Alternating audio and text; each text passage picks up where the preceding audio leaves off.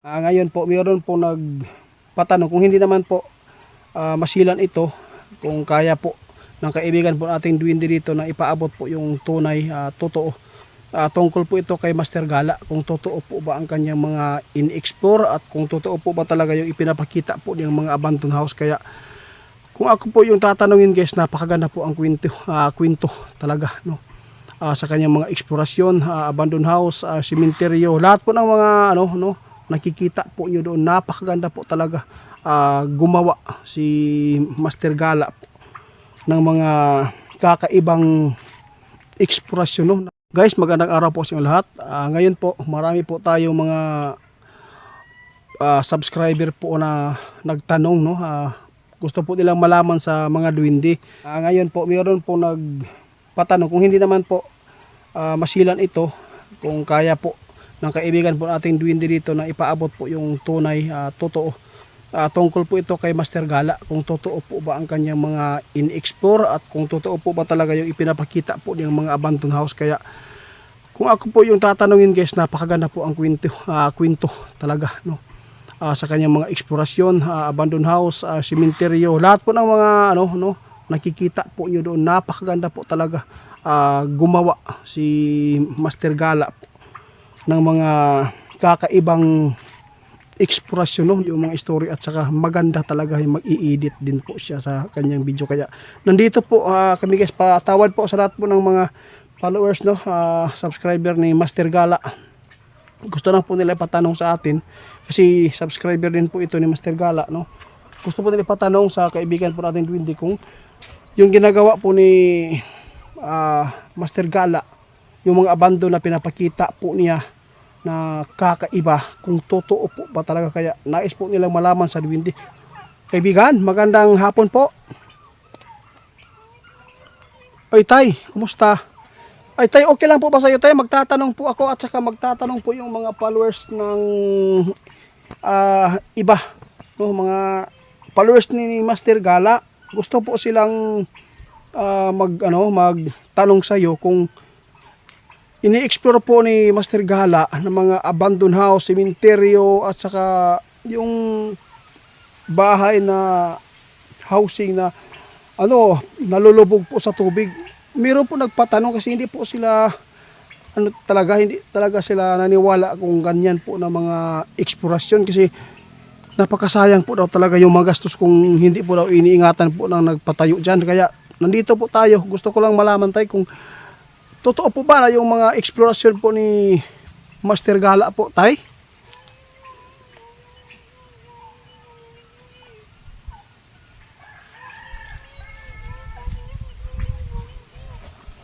Ang sabi po ni Dwinding Tatay dito guys, no?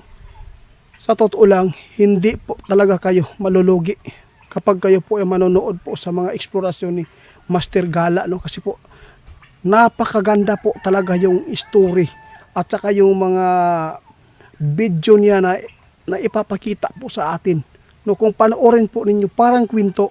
Sa totoo lang, no? Mismo si Tatay Dwinding guys nagpaabot. Yung mga video ni Master Gala ay napakaganda. Napakagandang kwento.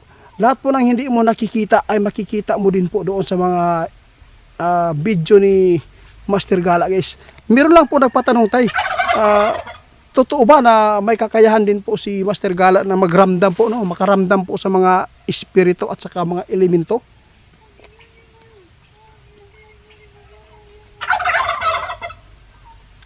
Sabi po ni Tatay Shuto guys, sabi po niya, lahat po tayo makakaramdam. Pero sa totoo lang, mayroon din kaalaman si Master Gala po tay. Di ba? Oh, mayroong kaalaman si Master Gala guys, no? Na mga orasyon, mayroon din. Mayroon din siya panlaban ng mga kulam. Totoo po yung nasa kanya ngayon. At saka hindi po talaga tayo malulugi kung tayo ay makapanood po sa mga videos po ni Sir Gala. Kaya nagpapasalamat po ako sa nagtitiwala po sa amin guys, no? Mayroon pa siyang katanungan. Oo, kasi po totoo po ba tay na kinulam po siya? Kasi may nagsabi sa atin kinulam po daw siya.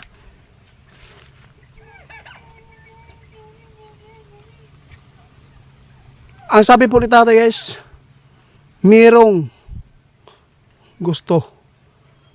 Pero hindi lang naituloy dahil po sa taglay din po ni Master Gala po na mga orasyon. Meron po siya mga depensa na hawak po niya ngayon. No, kasi makikita mo sa mga videos niya ay ini-explore po niya yung mga simenteryo. Kapag yung mga tao na nag-i-explore po sa mga ganyan, mga simenteryo, kung wala kang dala ay nakakatakot. Kung meron kang mga taglay na mga panguntra ay malalabanan po ninyo yung takot nasa paligid po ninyo. Sa lahat po ng tanong sa atin, no, tungkol kay Master Gala, sa totoo lang guys, hindi po daw tayo malulugi kapag tayo ay manood po sa kanyang mga videos, dahil po napakaganda kapag siya po ay mag voice over po doon sa kanyang video, no. Sa lahat po ng mga sumusuporta po sa akin, lalo na po sa mga supporters po din natin na galing po kay Master Gala, maraming salamat po sa tiwala, no, kasi ito na po yung gusto po inyong malaman, no. Ito lang mapaabot namin sa inyo.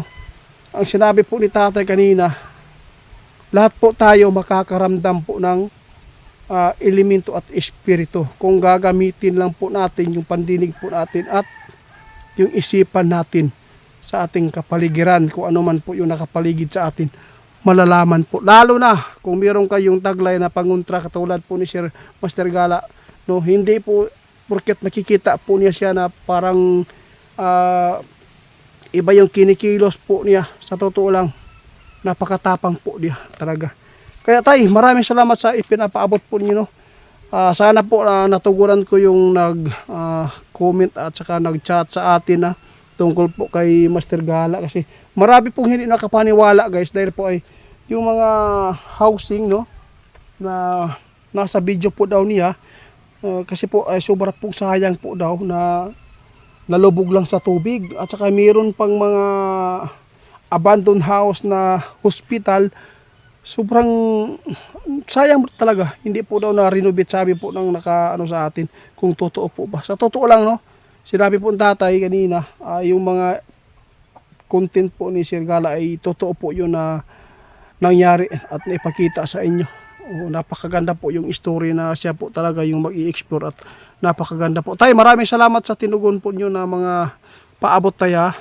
Oo, kasi pasensya ka na kung minsan po ay hindi ko kayo na na alagaan, kasi mayroon po akong mga ginagawa na mga pagsarili ko, lalo na po sa pag i-explore, no. Pasensya ka na po. Salamat po sa ipinapaabot po niyo, lalo na po kay Hari na tinugunan talaga yung pakiusap ni kaibigan na Linyo, dahil po hindi po kayo kinuha. Ayaw po nila na pumatol, no. Salamat po.